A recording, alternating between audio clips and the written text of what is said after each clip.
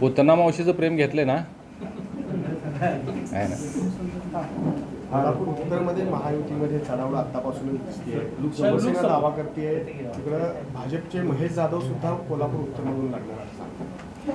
हे पहा, महायुतीमध्ये जे दावे प्रतिदावे चाललेले आहेत हे जिवंतपणाचं लक्षण आहे, लोकहिताचं लक्षण दिसते असं माझं मत आहे.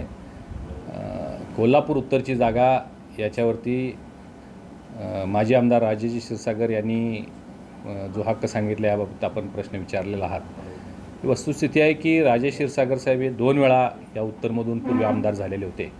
त्यामुळे स्वाभाविक आहे की त्यांनी या जागेवर आपला हक्क सांगणं. परंतु आपल्या सगळ्यांनाच हे ज्ञात आहे की पोटनिवडणुकीमध्ये ही जागा भारतीय जनता पार्टीनं आम्ही ही निवडणूक लढवलेली होती आणि खूप चांगली मतं आम्ही त्या निवडणुकीमध्ये जवळजवळ 80,000 मतं घेतलेले आहेत. त्यामुळं येणाऱ्या विधानसभेमध्ये ही जागा भाजपकडेच असली पाहिजे ही भूमिका आमची आहे. काय म्हटलं? नाही, उमेदवार आमच्याकडे अनेक आहेत.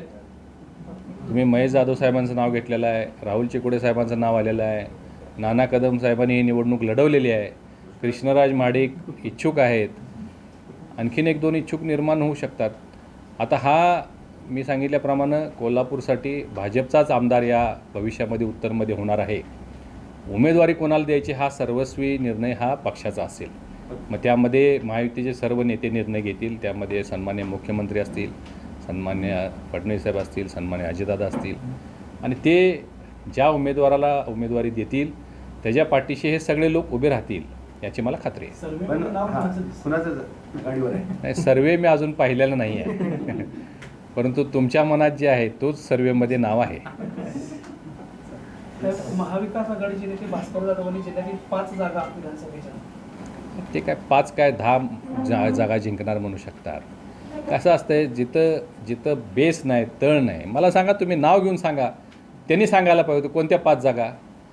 उमेदवार तर आहेत का त्यांच्याकडं, आणि मग जिंकणार हे तर म्हणजे लांबची गोष्ट आहे. ठीक आहे, ते त्या पक्षाचे नेते आहेत, त्यांची ती भूमिका आहे. परंतु कार्यकर्त्यांना थोडंसं चार्ज करण्यासाठी ते काय बोलले असतील, आपण त्यांच्याबाबत फार काय बोलू नये असं मला वाटतं.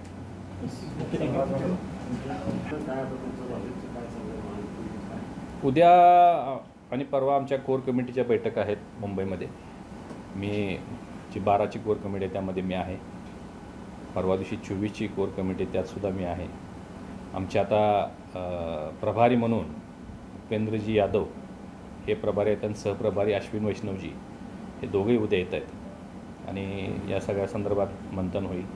21 तारखेला पुण्यामध्ये सकाळी 10 ते संध्याकाळी 6 आमचं राज्यव्यापी अधिवेशन आहे, ज्यामध्ये सर्व पदाधिकारी आणि प्रमुख कार्यकर्ते नेते सगळे उपस्थित असणार आहेत.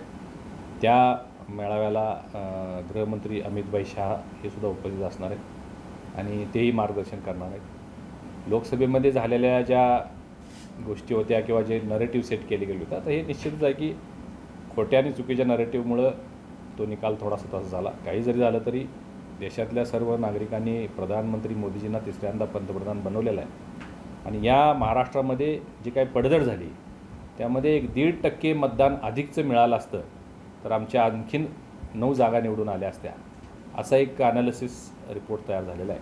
आणि ती कोणत्या कोणत्या क्षेत्रामध्ये आपण कमी आहोत, कोणत्या मतदारसंघामध्ये किती कमी आहोत आणि त्या संदर्भात काय भूमिका घ्यायची या संदर्भात आता सगळं कार्य सुरू आहे.